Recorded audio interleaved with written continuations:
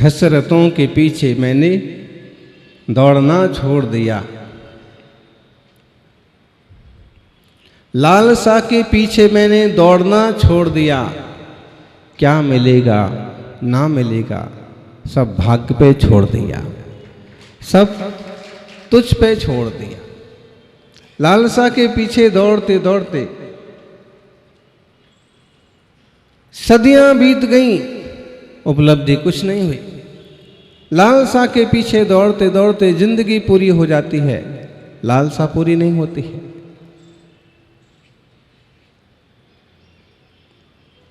एक कल्पना होती है, एक काम हो जाए तो फिर हम फ्री हो जाएंगे, लेकिन वो काम होने के बाद भी आप फ्री नहीं होते हैं।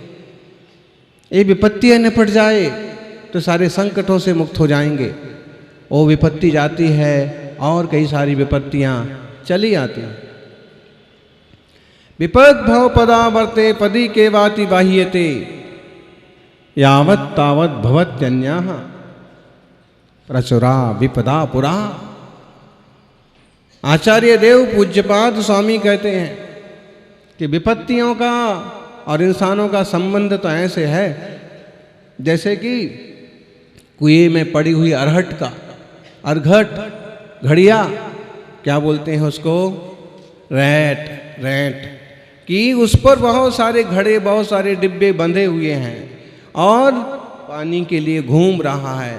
पहले खूब पानी हुआ करता था कुओं में, 20-25 फुट भी हो तो भी पानी रहता था और यूं उसमें चक्र घूमता था, बैल यूं घूमते थे, चक्र यूं घूमता था और पानी एक के बाद एक चला आता था, खेतों में चला जाता था। एकदम प्राकृतिक व्यवस्था।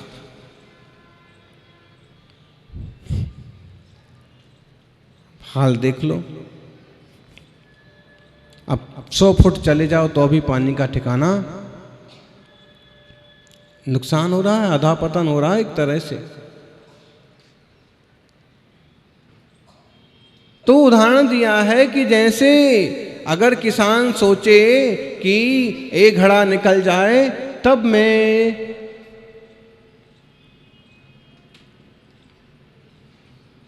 सुखी हो जाऊंगा,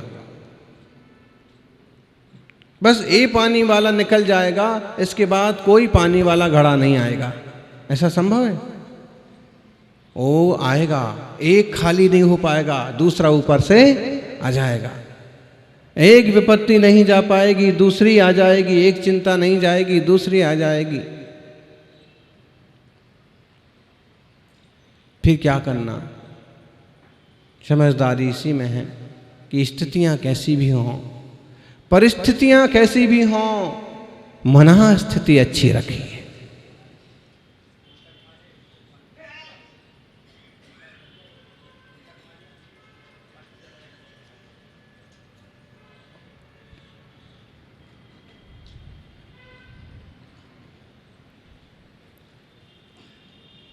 घूमने वाला अरघट जब तक घूमता रहेगा तो पानी चला आएगा, और अगर उसको विपरीत दिशा में घुमा दें तो खाली हो जाएगा। जिस दिशा में घूम रहा है उसी दिशा में घूमता रहेगा तो वही होता रहेगा जो आज तक हुआ है, और अगर उसकी विपरीत दिशा में घुमा दें तो वह होगा जो आज तक नहीं हुआ है। पुण्य पुरुषों ने उसको विपरीत दिशा में घुमा दिया अपने संसार को, इसलिए सारा कर्म खाली हो गया, विकार खाली हो गया और वो सिद्ध हो गई। आप कहोगे क्या करें? विपरीत दिशा में घुमाना तो मुश्किल है, घूमेगा तो ऐसे ही, यानी अब ऐसे ही घूमना है तो इस चेंचे पेपे में ही आपको अपना काम निकाल लेना होगा। घुड़सवार घोड़े की यात्रा कर रहा था, उसे प्यास लगी, घोड़े को भी प्यास लगी, और देखा कि गांव के पास पहुंचे तो अरहट है, कुआं है, किसान खेत को पानी दे रहा है, अरहट चालू है। बैल घूमते हैं, अरहट यूं चलता है, पानी आता है। देखना, एक कलश जाता है, दूसरा आ जाता है, खाली होना, भर जाना चालू है, उत्पाद व्यय चालू है, और सब कुछ होते हुए भी कलश वह का वही है। उसने किसान से कहा कि बहुत प्यासा हूं। किसान ने कहा पानी पियो, पानी पियो। एक कोई शहर नहीं है कि एक गिलास पानी के भी 10-15 रुपए खर्च हो जाए। एक गांव है, शुद्ध पानी पियो। उसने पानी पी लिया। उसने कहा कि मुझे घोड़े को भी पानी पिलाना है। घोड़े को भी पानी पिलाओ, घोड़ा भी प्यासा होगा, बहुत प्यासा है। और घोड़े को पानी पिलाने के लिए और नीचे उसका कहता कि पानी पियो। घोड़े को पानी कैसे पिलाया जाता है? घोड़े को पानी किस किसने पिलाया? देखिए, इतने सारे लोगों ने घोड़ों को पानी पिलाया। देखो, उसके एक ढंग से बोलना पड़ता है। कैसे बोलते उसको पानी पीने के लिए? हैं? अरे कई बार तो ना जो एकदम मिले जुले होते हैं, प्रेमल व्यक्ति होते, बोलते बेटा पी ले पानी, पानी पी। उसके लिए फिर पुचकारेंगे, आवाज लगाएंगे, पानी पी। उसने भी आवाज लगाई, लेकिन वो पानी नहीं पीता। क्यों? प्यास भी है, पानी नहीं पीता। क्योंकि जैसे वो घूमता है ना पहिया, तो आवाज आती है खटखट की, तो उसे डर लगता है। चेंचे पेपे की खटपट की आवाज आती है तो डर जाता है। फिर निवेदन किया घुड़सवार ने कि भाई जरा आप मशीन को, आप इसको अरहट को रोक दो। तो उन्होंने कहा कि रोक देता हूं, लेकिन ये रुकेगा तो पानी आना बंद हो जाएगा। उसने कहा क्या करें, घोड़ा पानी नहीं पी रहा, रुको। और जैसे ही रोका तो ऊपर से पानी आना बंद हो गया, नीचे की नाली बहना भी बंद हो गई। अब पानी कहाँ से पिए? उसने कहा कि पानी नहीं आ रहा। उसने कहा कि पानी तो तभी आएगा जब ही चलेगा, घोड़ा तो प्यासा रह जाएगा। किसान ने कहा कि इस चेंचे में, इस खटपट में तुम घोड़े को पानी पिला लो तो पिला लो। तुम कहो खटपट रुक जाए तो पानी पिए, ऐसा कभी होने वाला नहीं है। समझ में आ रहा ना श्राव को? दीपावली की खटपट हो कि दुनियादारी की खटपट हो, इस खटपट में ही अपने घोड़े को पानी पिला लो तो पिला लो। चेतना रूपी घोड़े को धर्म ध्यान का पानी पिला लो तो पिला लो। ये दुनिया की खटपट रुकने वाली नहीं है। जीव ना तो नष्ट होता है ना उत्पन्न होता है, फिर किसी के मरने पर इतना रोना धोना क्यों करते? क्योंकि उनने केवल पर्याय देखी, पर्याय दृष्टि की। उसमें जो राग है, जो ममत्व है, उस कारण से रोना धोना होता है। राग ना हो ना तो इंतजार करते हैं कि अब दादाजी अब चले जाएं तो बहुत अच्छा हो। अब दादी जी 107 साल की तो हो गई, 108 हो गए, 108 में तो मुनि महाराज हो जाते हैं। अब 110 साल के होने के अब तो चले जाएं। अब इनकी इतनी एक तो रूम पूरा घेर रखा है, और फिर दवा का, और फिर इनके खाने पीने का, और फिर इसका उसका, ये सब जमता नहीं। अरे अगर राग नहीं है, अपनापन नहीं है, और कोई ज़्यादा लंबे समय चल जाए तो तरह तरह की कल्पना आने लगती हैं। राग है जितना उतना क्लेश है। समझना ज्ञानियों। तो आत्मा शाश्वत है, जो नष्ट हो रहा है वही तो उत्पन्न हो रहा है। ये जीव यहाँ से यहाँ आ गया, छोटे से बड़ा हो गया,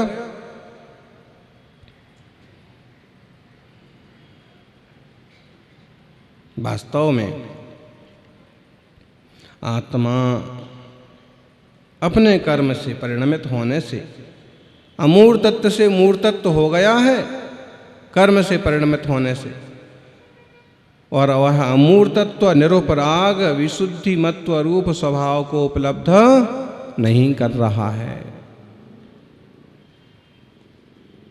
जीव की यही समस्या है। स्वभाव तो अमूर्तपना है और संयोग हो रहा है मूर्त का, कर्म से पराभूत हो रहा है। लेकिन पराभूत होने के बाद बोलो, अगर सोने की अंगूठी के ऊपर माणिक जड़ा हुआ है तो माणिक का पराभव हो रहा है क्या? तिरस्कार हो रहा है? वास्तव में कहेंगे कि नहीं हो रहा है, नहीं हो रहा है, लेकिन फिर भी हो तो रहा है। माणिक किसके बंधन में है? स्वर्ण के बंधन में है।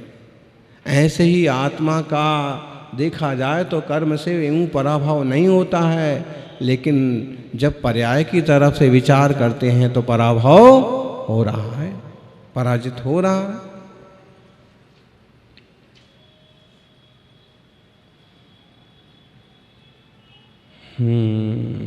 मनुष्य आदि पर्याय पाकर के भी आत्मा वह का वही है।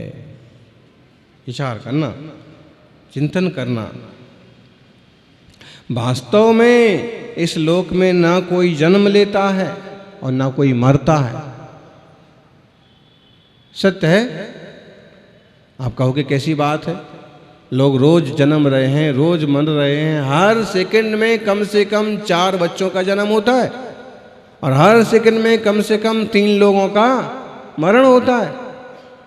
और आप कह रहे हो कि कोई जन्मता नहीं है, मरता नहीं है।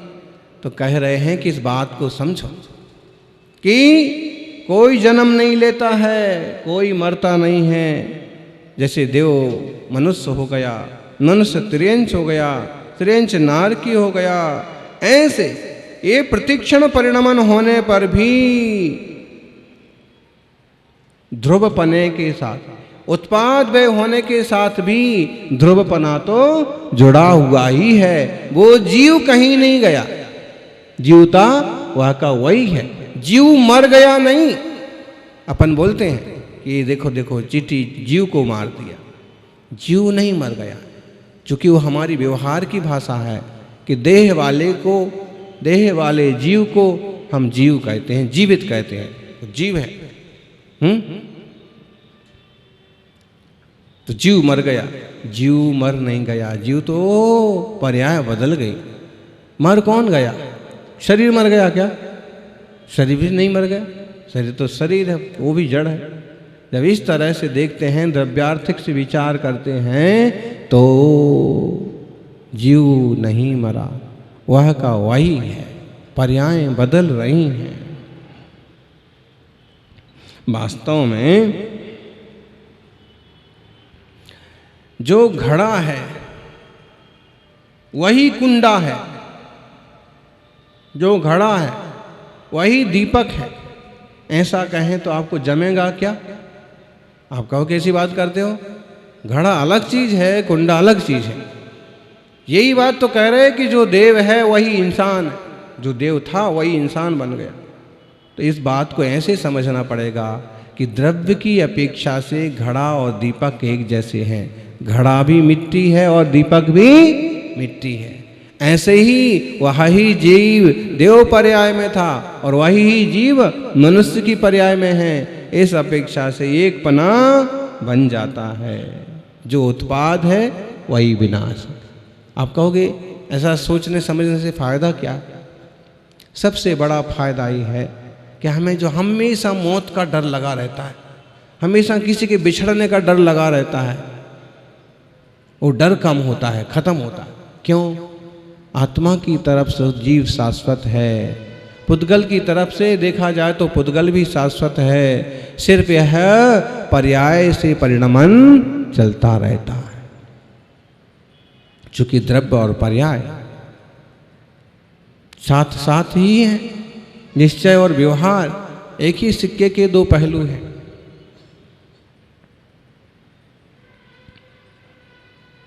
इस उत्पाद व्यय में ध्रुवपना विद्यमान रहता है। जैसे घड़ा अन्न है और कुंडा अन्न है, ऐसे कहे जाने पर उन दोनों की आधारभूत मिट्टी का अन्यपना असंभवित होने से, मिट्टी से ही तो बने हैं दोनों, मिट्टी तो अन्न नहीं है, ऐसा होने से घड़े का और कुंडे का भिन्न भिन्न स्वरूप प्रकट होता है। पर्याय से घड़ा घड़ा है, कुंडा कुंडा है। कुंडा जानते हैं आप लोग, मिट्टी से ही बनता है।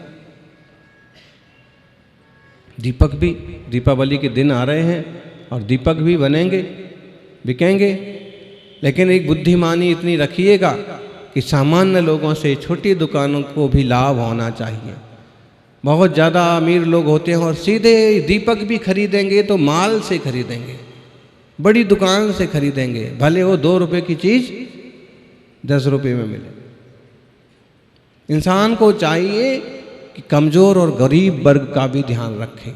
जैसे कोई दीपक बेचने के लिए निकला है, सामान बेचने के लिए निकला है और आपको जच रहा है कि हाँ ठीक है, और आपको पता है कि इस टाइप के लोग ना 2 पैसे कम ही लेते हैं क्योंकि उनकी मजबूरी रहती है, और दूसरा उनका सामान लगभग खुद का हैंडीमेड रहता है,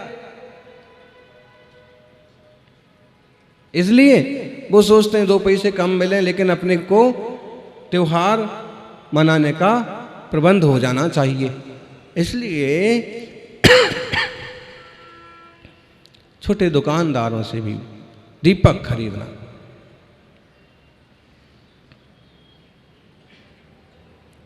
अवसर देना,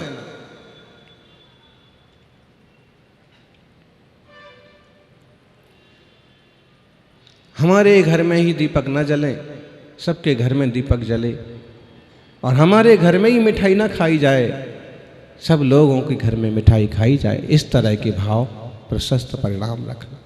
और अपन जो कुछ कर सकते हैं, छोटे छोटे काम करना चाहिए। कचरा निकाल रहे हैं आप बाहर, तो जो फटे पुरानी कपड़े निकले हैं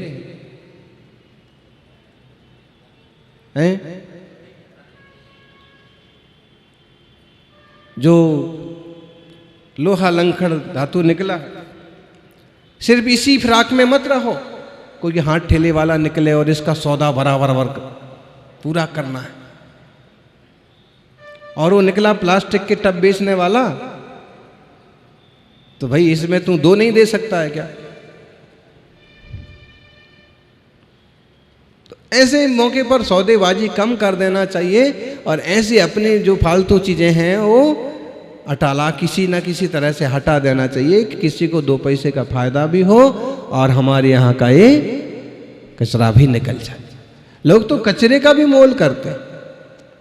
रद्दी पेपर बेचेंगे ना वो अभी, तो रद्दी पेपर खरीदने वाला कहेगा कि 10 रुपये किलो